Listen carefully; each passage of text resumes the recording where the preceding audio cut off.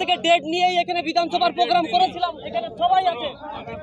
আমি বলেছি আপনি খাবেন, কোনো অসুবিধা নেই, আমাদের কোনো অসুবিধা নেই না, আপনি আসতেই পারেন, আপনি যে কোনো বাড়িতে যার ইচ্ছা বাড়িতে যেতে পারেন, কিন্তু এটা 2019 সালে প্রথম যখন মেছেদাতে আসে আমি 60,000 টাকা তুলে দিয়েছিলাম। বাইক অ্যাক্সিডেন্ট করেছি, 1 বছর আমি পড়েছিলাম বেডে, 1 বছর। দেখুন 1 বছর ছিলাম বেডে, 1 বছর ছিলাম। মেছেদাতে দিলীপ ঘোষ আসবে, 3 দিনে 60,000 টাকা তুলে দিয়েছিলাম। কোলাঘাটে দিলীপ ঘোষকে ঘিরে গো ব্যাক স্লোগান, বিক্ষোভ দলীয় কর্মীদের। কোলাঘাটের সস্ত্রীক দিলীপ ঘোষ দীঘা সফর শেষ করে পূর্ব মেদিনীপুরের কোলাঘাটের বর্দাবাদ এলাকায় বিজেপির কর্মীর বাড়িতে দুপুরের আহার খাওয়ার জন্য এসেছিলেন। সেই সময় বিজেপির একাংশ দিলীপ ঘোষ এবং তার অনুগামীদের ঘিরে রীতিমতো বিক্ষোভ দেখায়। ভিতরে ঢুকতে বাধা দেওয়া হয় দিলীপ ঘোষ সহ তার অনুগামীদের। এমনকি Dilip Ghosh go back slogan দিতে থাকে বিজেপি একাংশ কর্মীরা।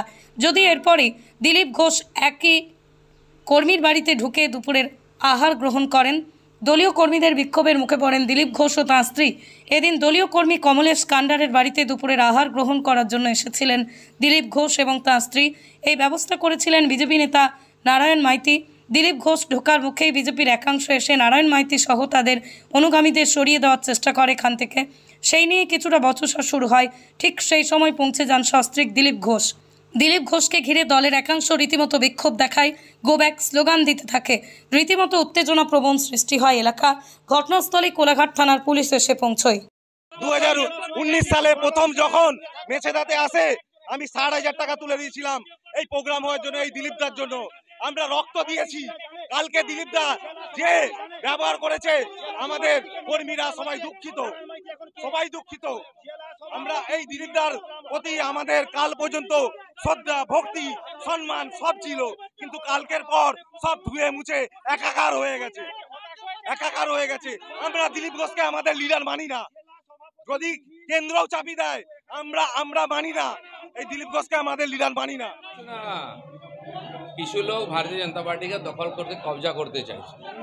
পুরনো কর্মীরা সব বসে গেছে, তারা কষ্টের মধ্যে আছে। এরা যদি যোগ্য হতো পার্টি হেরে যাচ্ছে কেন?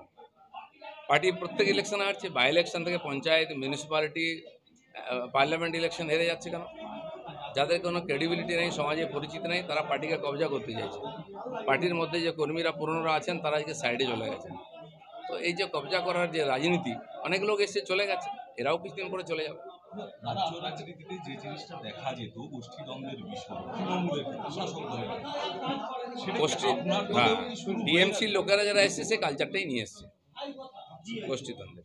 পার্টিতে বিজেপির মধ্যে সবাই আদর্শবাদী, কোনো গোষ্ঠীদ্বন্দ্ব নেই, এখানে কোনো ব্যক্তি পূজা হয় না।